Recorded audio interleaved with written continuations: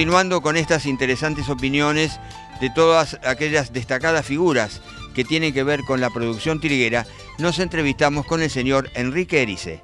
Lo escuchamos. Señor Erice, muy buenos días, ¿cómo le va? Buen día a ustedes, ¿cómo andan ustedes? Bueno, ¿qué me dice de los anuncios de la presidenta?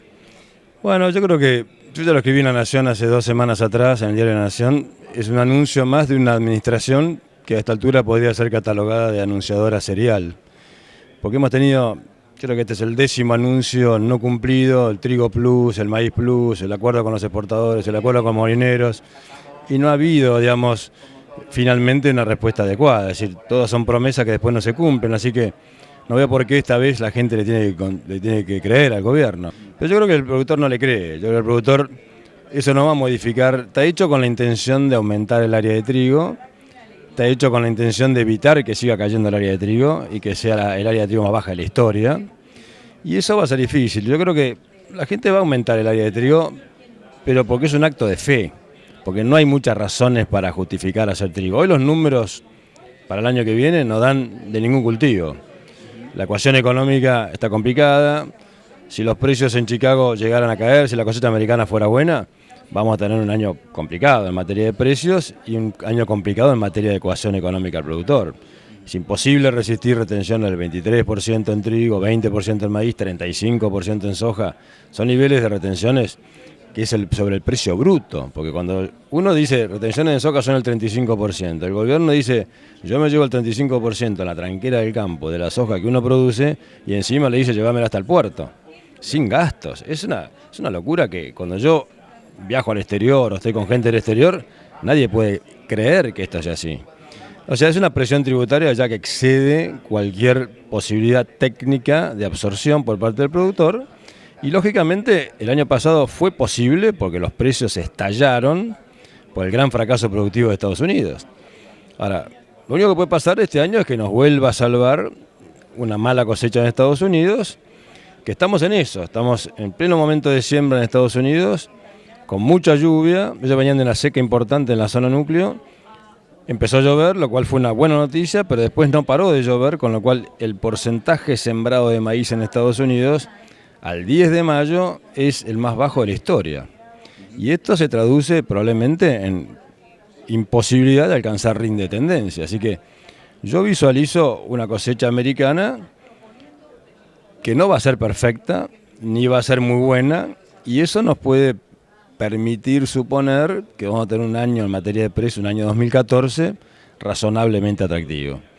Pero bueno, las próximas 2 o 3 semanas son cruciales, ¿no? Si sale el sol, los americanos tienen la capacidad de sembrar 1,5 millones de hectáreas por día, así que nos meten 10 millones de hectáreas una semana y ahí la cosa puede cambiar, pero yo lo veo un arranque complicado y eso por ahora es el tema del momento, ¿no?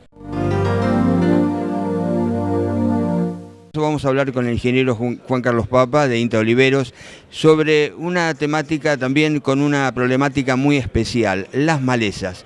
Ya vamos a ver qué nos comenta entonces el ingeniero Papa. Muy buenos días, ¿cómo les va? Muy bien, muy buenos días.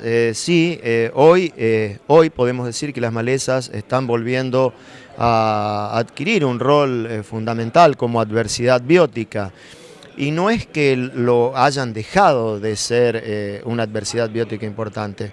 Yo diría que habían estado un poquitito ocultas o la gente le había dejado de prestar la atención que correspondía. Cuando aparece allá por el 96 la tecnología de la soja RR asociada al glifosato y a la siembra directa.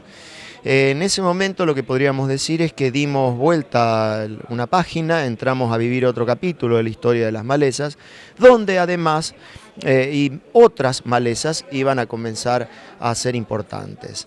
Y lo que estamos viviendo ahora como problema, es decir, situaciones de malezas que no podemos manejar satisfactoriamente con las herramientas químicas. No nos olvidemos, estamos en una situación, en un esquema de producción de siembra directa, ¿sí? Con las herramientas químicas disponibles, son el resultado de lo que se denomina en biología presión de selección. Es decir, no estamos generando grandes extinciones, ni tampoco estamos dando lugar a sobrepoblaciones demasiado grandes de determinados tipos de maleza. Lo que sucede es que a través de nuestra actividad favorecemos a determinados grupos de maleza, que son las que hoy nos están dando problemas, y desfavorecemos a otras que reducen su participación relativa en el sistema, pero no desaparecen de ninguna manera. Estas malezas que hoy consideramos problemáticas las podemos resumir en dos grupos: malezas tolerantes, herbicidas, malezas duras, lo cual tiene que ver más que con aspectos relacionados con la propia especie, con estados. Es decir, estados muy avanzados de ciclo, una cuestión de modelo productivo y en especial lotes alquilados donde los contratos se cierran tardíamente. Se está entrando tarde a los lotes con malezas en estados muy avanzados de su ciclo, como para que un herbicida que tiene exigencias, sobre todo en cuanto a procesos fisiológicos, pueda funcionar satisfactoriamente. Esto también ejerce un proceso de selección. Y el otro problema que estamos teniendo es el de la resistencia, ¿sí? También es el resultado de un proceso selectivo. Y hoy en día podemos hablar de que estamos frente a sorgo de Alepo resistente al glifosato en el país. También tenemos ryegrass anual, ryegrass perenne, Echinocloa colonna, una especie de gramón, Sinon hirsutus, y también están apareciendo algunas resistencias de tipo múltiple, como puede ser glifosato junto con inhibidores de ALS o glifosato junto con algunos graminicidas. Es decir, la situación se está complicando, lo cual nos indica de que debemos comenzar a prestar un poquitito más de atención. Ingeniero, usted entonces, digamos, lo que está señalando es que tenemos que poner el acento y el camino hacia todo un sistema en lo que tiene que ver con el control de malezas, más allá de determinados productos. Usted hacía referencia a sorgo de Alepo resistente, a ryegrass, y no nos tenemos que olvidar de Conyza bonariensis, ¿no es cierto? Rama negra, que ha tenido un problema y una presencia importante aquí en el sudeste en los lotes de soja. Sí, Conyza bonariensis ha venido avanzando desde el centro hacia el sur, sin prisa pero sin pausa, y hoy en día es un problema grave en el sur. Conyza es, digamos, no diría yo que hoy podríamos decir que es un problema de resistencia, porque todavía no lo hemos determinado. Sí existe resistencia en otros países limítrofes, como Brasil, por ejemplo. No la descartamos, pero sí, yo podría decir que hoy Conyza es el resumen de todo lo que se ha hecho mal en materia de malezas, la resultante de todo lo que se ha hecho mal en materia de malezas a lo largo de más de 2 décadas. Es una maleza sumamente adaptada al no laboreo, es una maleza muy plástica, muy tolerante al estrés, es una maleza que en general no se la conoce en sus estados juveniles y se la tiende a subestimar.